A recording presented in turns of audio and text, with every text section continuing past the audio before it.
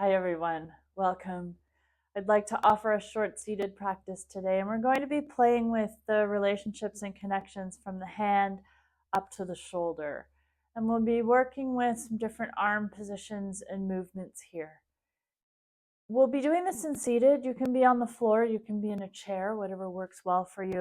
You're going to want to make sure you have space out to your sides, the front of you, a little bit of space behind you, and space overhead as well, to be able to move your arms. You may recognize some of these arm positions as being positions that you might use in standing poses. And so this is intended just as an exploration, kind of feel into what's happening through this whole line in your body. And then you can take that exploration into all kinds of other things. So we're going to start in seated, get comfortable.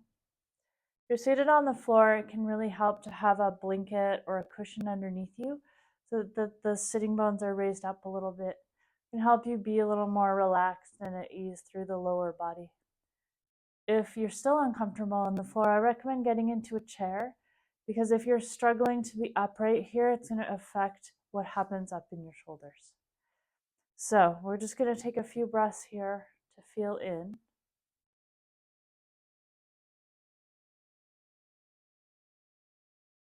Bringing your awareness, first of all, just to your body as a whole, noticing what you notice. And then tuning in specifically into your shoulders, your arms, elbows, wrists, down into your hands. And just notice if there's any sensation or anything getting your attention right now that might be significant. If you already know you have injuries or other conditions that are affecting this part of your body, first of all, make sure that you're cleared to do movements like these. And then this really goes for everybody, but is especially true if you do have injuries. Really pay attention to what you feel as we go through these movements. So we're not looking to trigger pain. We're not looking to make these movements really hard. We're looking to work in a place of relative ease. If you have nerve sensations going on, sometimes you'll notice those being activated. We want to keep those light for our purposes today. So that may mean that some of the movements you don't do, or you do them a little bit less. We're going to start by taking the arms out to the sides. If you're on a chair with arms, you're just going to lift your arms over the arms of the chair. Start by extending your fingers, because a relaxed hand tends to be a little curled. So you're going to extend your fingers. You're going to lift your arms enough that you can do that. And see if you can extend your fingers without strain. So sometimes when we spread the fingers, we get very overeager about this spread. So we're just straightening through the joints. We're not necessarily working the hand really hard, right? Finding that more extended position through the fingers first, and then we're going to move at the shoulders, just slowly floating the arms up, keeping the palms facing the floor for now, going only as far as it feels good. So if you start to get some nervy sensation, you start to get some stretching, or you start to get some weakness or discomfort, you're going to stop, and then you're just going to come back down. Maybe start to use your breath. So you're inhaling as you float up, paying a lot of attention to sensations. Maybe one hand goes a little further than the other, and then floating back down. I'm just noticing how those sensations might shift as you go with those fingers extended, right? And then you might make a little fist, light fist, maybe also nodding that fist in towards the inner wrist side. And then you're going to do the same thing, different sensations maybe.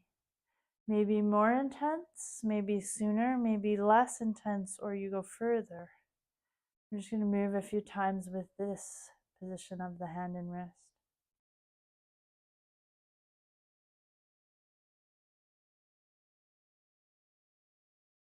And then let the hands rest. Taking a moment to notice how you feel. Now we're going to bring the arms out in front of you. It's about shoulder height. It doesn't have to be perfect. We're going to lightly extend the fingers again. And then we're going to bring the hands back. So thinking about bringing the palm up into the stop position, but also paying attention to sensation. So we're keeping the sensation relatively light. We're going to hold this position, sweeping the arms out to the sides and back into the center, just noticing the different sensations as you go.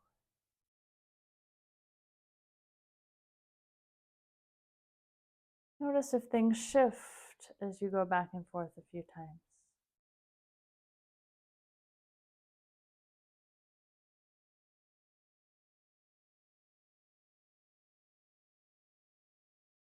And then let your hands come down. Take a moment and notice how you feel.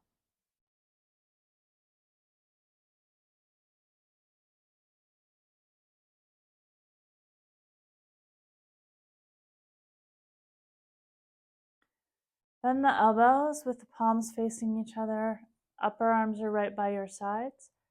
Forearms are more or less parallel. You're going to see if you can slide those elbows straight back in space. So sometimes they're going to want to jut out to the side. Occasionally they'll rotate in like this, so you'll feel the hand go out. Don't have to be perfect. We're not using any props to get this right, quote unquote right. But we are just seeing if you can feel into just moving straight back with the elbows.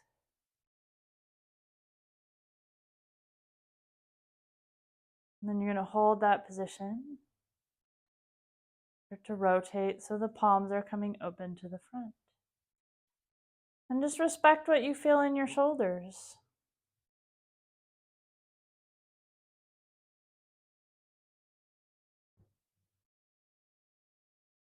And then release the hands down.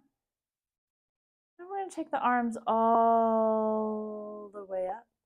And you may find at some point that it works better to bend your elbows. So just feel into that. Where does the elbow want to bend?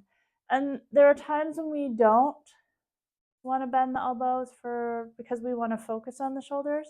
But for today, just notice arms are coming up straight. At some point, it starts to feel easier to bend the elbows. Let that happen. Palms are facing each other. And then we're going to turn the palms forward. And then we're going to turn the palms out. Noticing what you feel as you go back to center or forward and back to face each other. Keep the palms up this time as you slowly float the hands down. Give the shoulders a little bit of a break.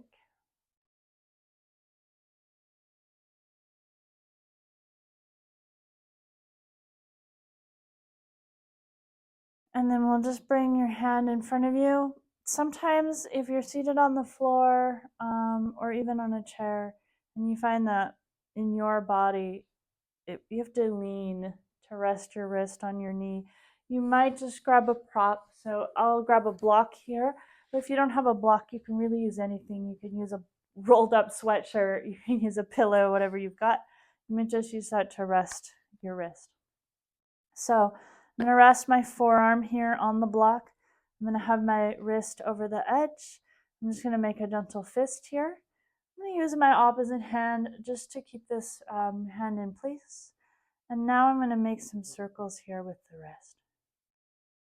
I'm going to notice a couple of things. So the first thing is, how much does my body want to do up here between the shoulder and the elbow? So if I'm going to move the wrist, can I isolate the wrist? Or is my tendency to move everything around here? And if that's my tendency, what happens if I just let the wrist be soft? And find those little circles at the wrist that can be performed at the wrist. And then go the other way.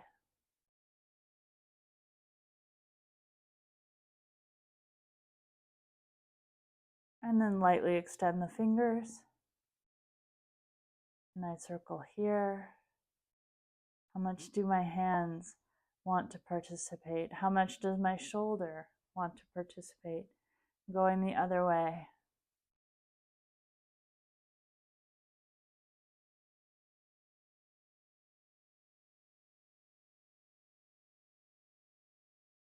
And then letting that hand rest, we'll come to the other side, starting with the forearm resting, soft fist. Use the other hand just to provide some support and some feedback here through the forearm. You make circles with the wrist here. And you're going to notice on this side, does your elbow and your shoulder want to get involved in this movement of the hand? Going the other way.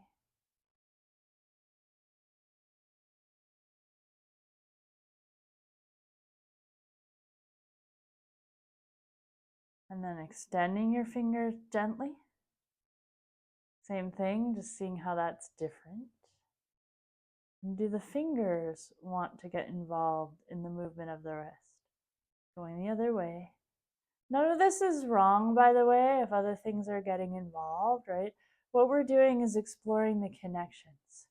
So you're uncovering whether there are connections between the movement of your hand, your fingers, your wrist, your elbow, your shoulder. So more exploratory than prescriptive, right? Just trying to get a map for what's going on in your body. And then you can play with what's possible. So, sorry, open hand here. Make sure you go both ways. And then you let your hands rest again. And then we'll just come back to those very first movements. So, extending the fingers, hands out to the sides, bringing the hands up. Maybe noticing if sensations have shifted a little bit here for you. And then floating hands down. Find your breath. So you're inhaling as you come up. Exhaling as you come down, just noticing any changes. So you may recognize when you're in a warrior two pose, for example, these are the arms.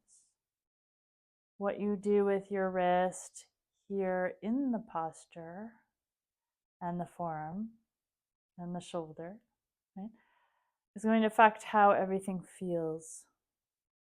What you do with your fingers here is going to affect how everything feels. And you can kind of play with that in your own body. Doing some work in the rests in different positions is going to affect how then this feels in your warrior two, yeah? Potentially, maybe not for everyone.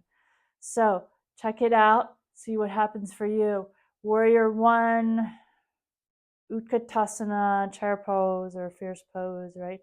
Anything where you've got the arms up. Again, do the elbows want to bend?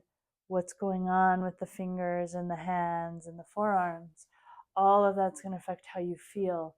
And yes, there's a conventional way of doing these things. And there's lots that you can kind of play with here as you explore these connections through the arms. I hope this has kind of been some interesting food for thought. Questions may have come up. If so, feel free to ask them in the comments. I'd love to hear your experiences that you had. And I hope you'll take some of these movements and explore them in different places in your yoga practice. Have fun exploring. Take really good care.